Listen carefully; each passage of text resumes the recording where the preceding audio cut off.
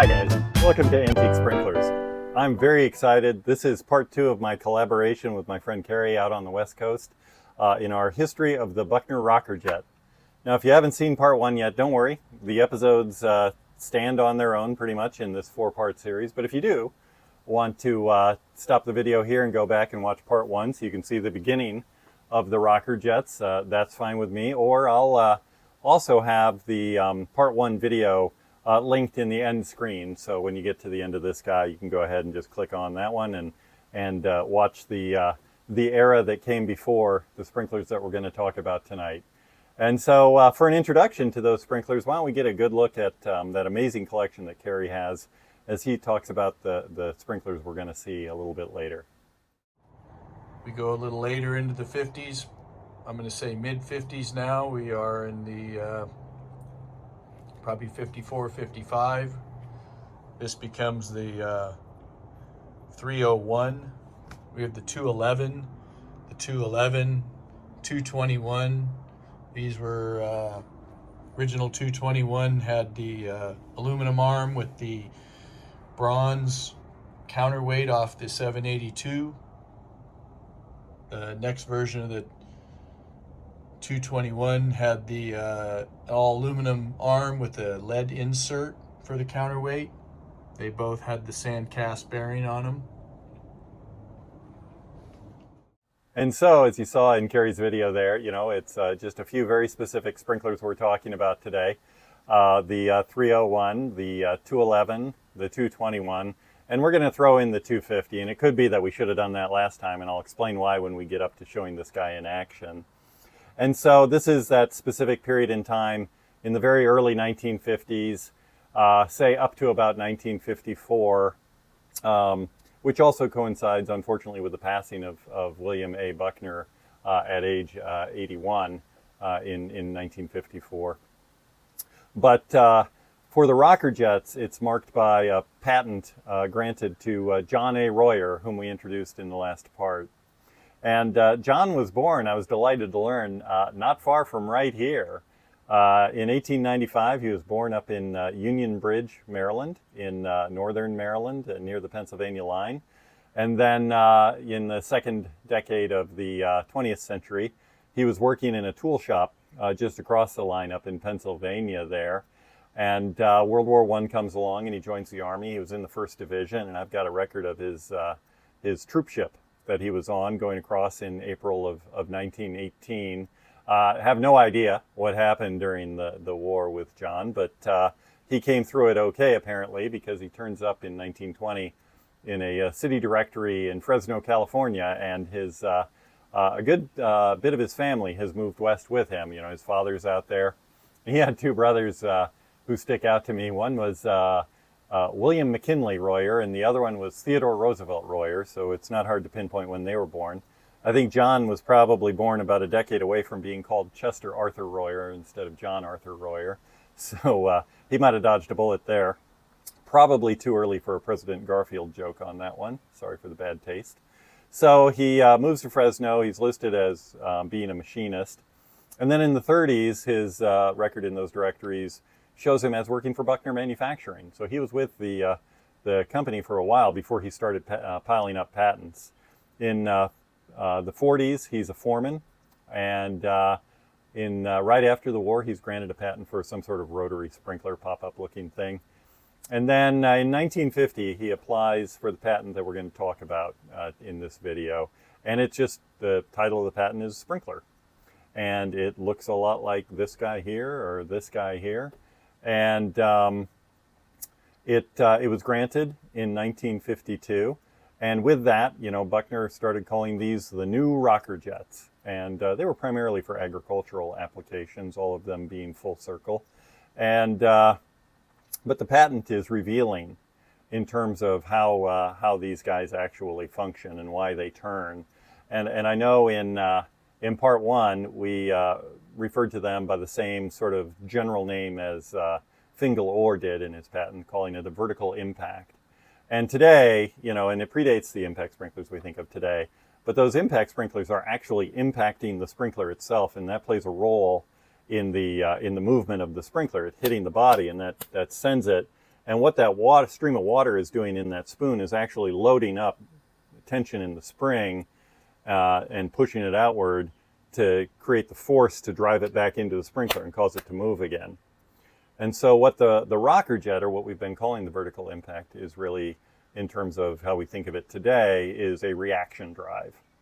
And I'll show some stuff from the patent that I found interesting. So when you look at the lever of the rocker jet, there's no spring at all. The back end has a counterweight on it. And so the water hits the spoon, pushes down the lever. The counterweight pushes it back up. And what happens first is the baffle hits the stream of water coming out of the sprinkler, and the shape of that baffle actually forces it up to where the water will hit the spoon, and more importantly, the face of the spoon. And the face of the spoon has a curve to it, an angle to it, that'll determine the direction of travel of the sprinkler. And then there's a lip on it as well that also helps out pushing the sprinkler in the right direction. And so as the water hits that spoon, it travels up the spoon and forces it back down. And at the same time, when it's hitting that spoon, it's pushing the sprinkler the way that it's going to turn, just a part of a turn every time the water hits the spoon. And so I found that interesting. I thought it was a great explanation of what happens, unlike a lot of patents I read that make my eyes cross before I get too far into them with the way they choose to speak about whatever physical action is happening. They say it in a very esoteric way to me that I don't necessarily always grasp. But good old John Royer and his patent for his sprinkler, no, the common man can understand what's going on there, or at least I could. And so I got a lot out of that. And, when you think about it, if this were an impact sprinkler in the sense that horizontal impact sprinklers work, every time that thing hit, the sprinkler would be traveling like this, which makes for fun but no sense. So that is how these guys operate. And so after being granted that patent, John was granted more patents with Buckner that made more improvements, and we'll get into some of those as we get into the next two parts of this series. No reason to look that far ahead yet. But I was really delighted. On Sunday I had a conversation with a guy that I'd worked with when he was at Buckner, and I was at Buckner's Distributor of the Year. He was in production for them and engineering, and there was a period in time when Buckner had a problem with the density of the cams in their cam rotors. If you're familiar with that sprinkler, if you're not familiar, boy, do I have a video for you. It's called The History of the Buckner Cam Rotor. It's another one that Kerry and I put together, and you really ought to watch that, and you're going to be amazed by this sprinkler. So anyhow, these cams were wearing flat, and they're the reason why the sprinkler spins. And as they would wear flat, the thing would stop turning, and it was wearing flat in a period of months rather than, a decade or so, which normally they would last. And at 92 years old, John Royer came to the Buckner plant and talked to my buddy Dwayne for 2 hours, very lucidly, explaining all that they'd gone through in, the 30s and the 40s, figuring out how to make those cams correctly so that they would have some life to them. But, and it's a balance of, I don't want to say malleability, but sort of, and toughness, because, you want to be able to shape that thing into the shape you need the cam to be, but you also don't want it to wear quickly. And he eventually revealed to Dwayne, that formula of, aluminum content versus brass that made the difference. And so I just thought that was very cool.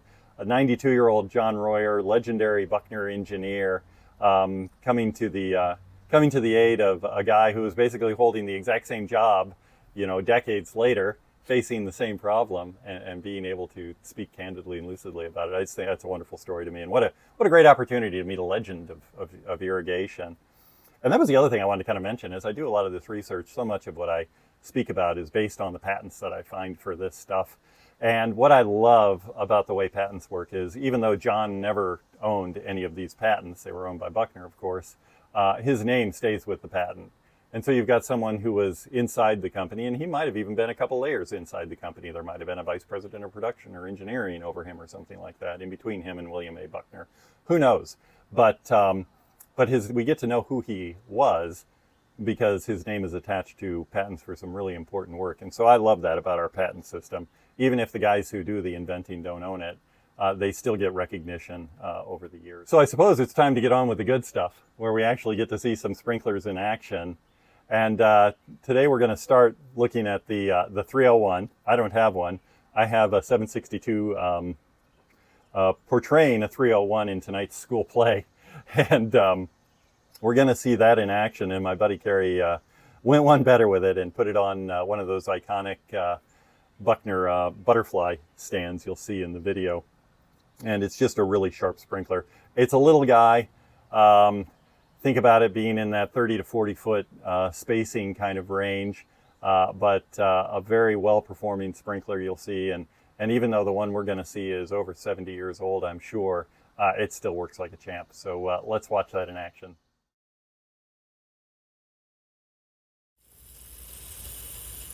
Here's a Buckner 301. This has a very rare baffle nozzle on it. And we have the water baffled down right now.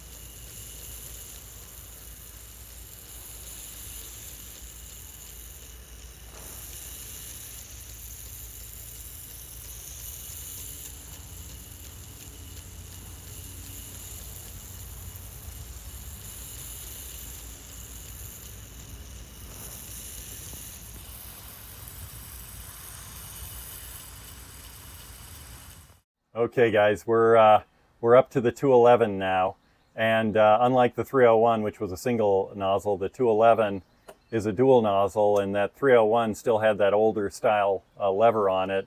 The 211 has this aluminum lever, and the counterweight, instead of being bronze in the back, all the way through there's a slug of lead in there, and on top, I imagine they melted it. They have the shape of the Buckner B with the water droplet behind it, as showing the Buckner logo there. I would encourage you to be careful if you ever take to sanding down one of these things. You don't want to breathe too much lead. That makes your test scores go down, I think. And so, but just a very, very cool looking lever. It is the smallest of this style of sprinkler. It was really meant for like a 40 by 40 spacing in a field or an orchard or something like that. This guy, I think it comes from a little bit later in its production. It's a low angle, which probably would have meant that it was used in an orchard where they were spraying water under the canopy, would be my guess. And but it runs real nicely. Let's go ahead, and I think we'll also see some of Kerry's older versions of the 211, or maybe I'm thinking of the 221. We'll see. But in any event, let's watch this guy in action.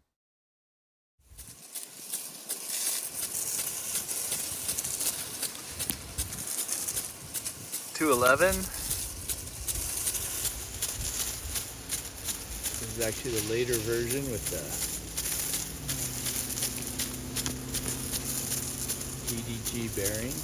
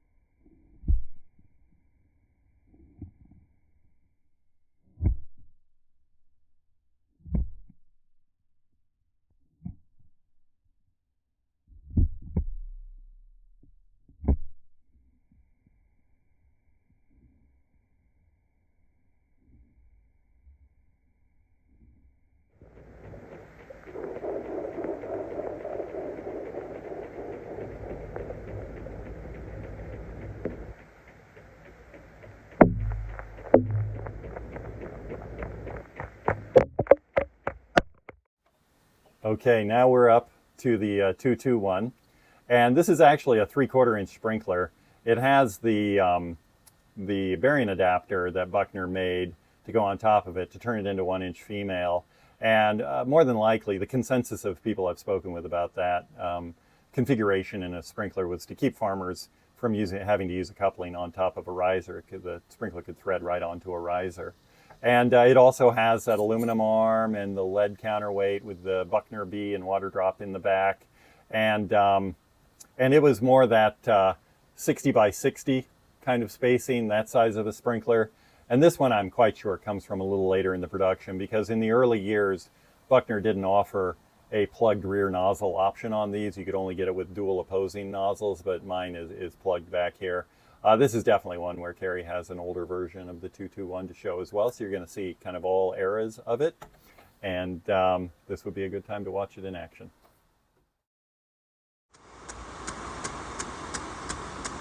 Here's a Buckner 221 on a quick coupler.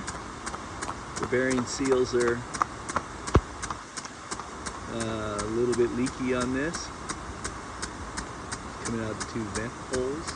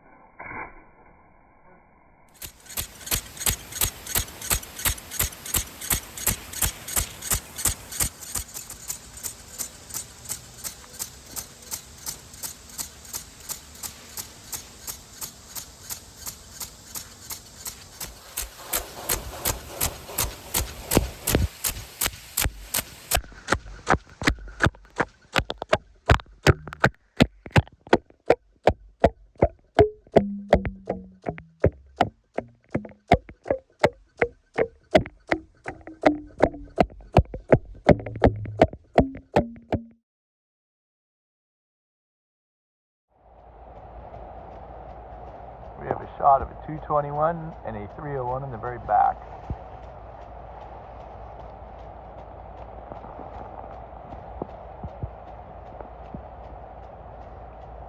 And I feel like a drowned rat about now.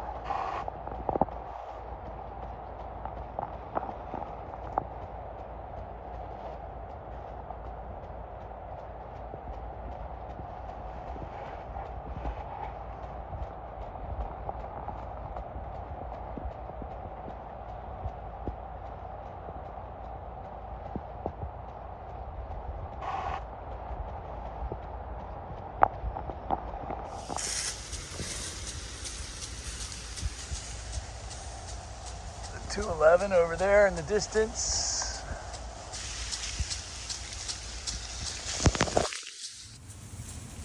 Buckner 301.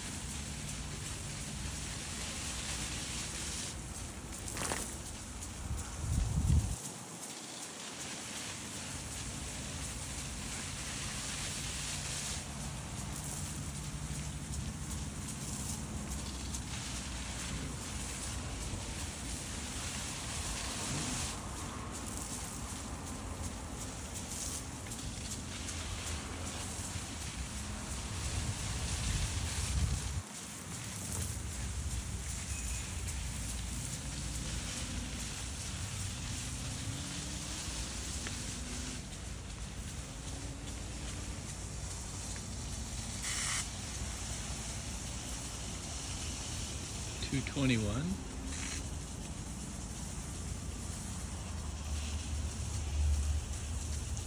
$211.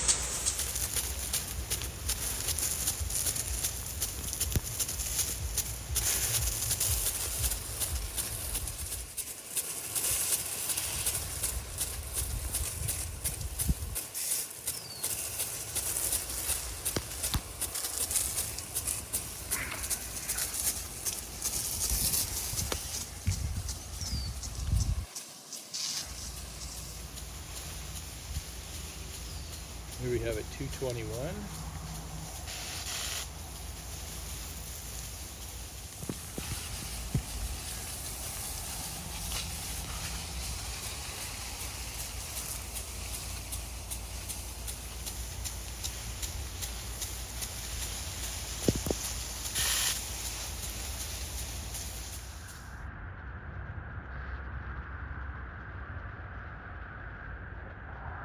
$211 Rocker Jet.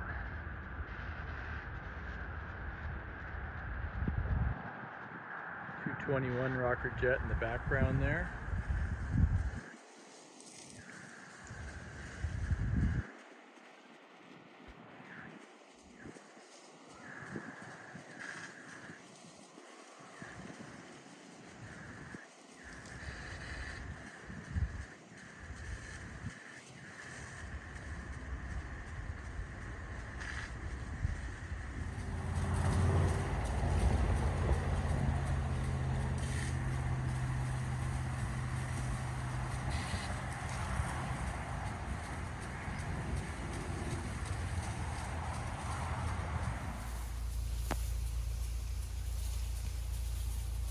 Here we have station 30, the all full circle rocker jet system.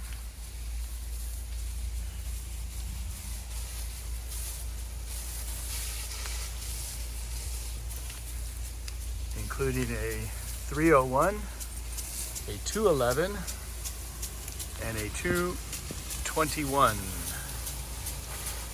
Here we have the 221.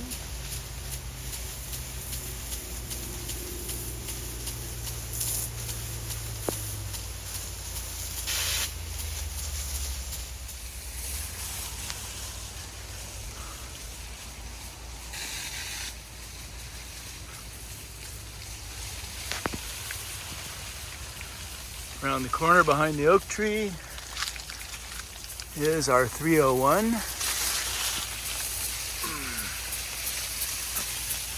Very hard to do this without getting very wet.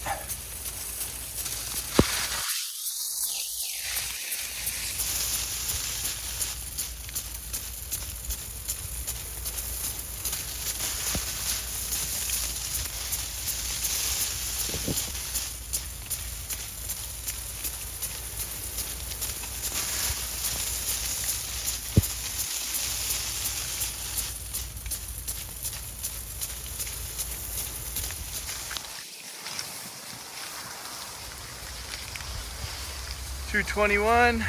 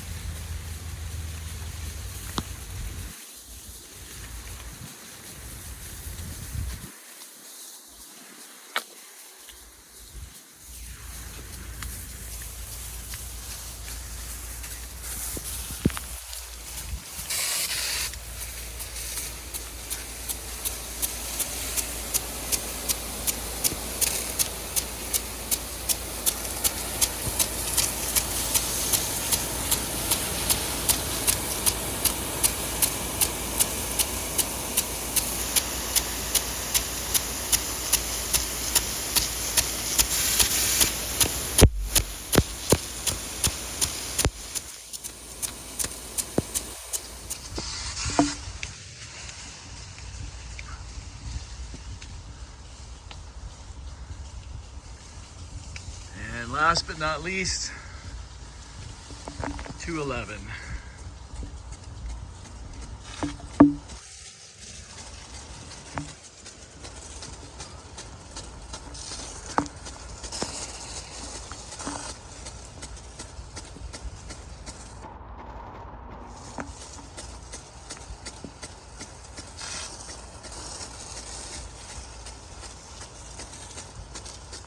Impossible to film rocker jets full circles without getting wet. Very wet. I feel like a drowned rat right now.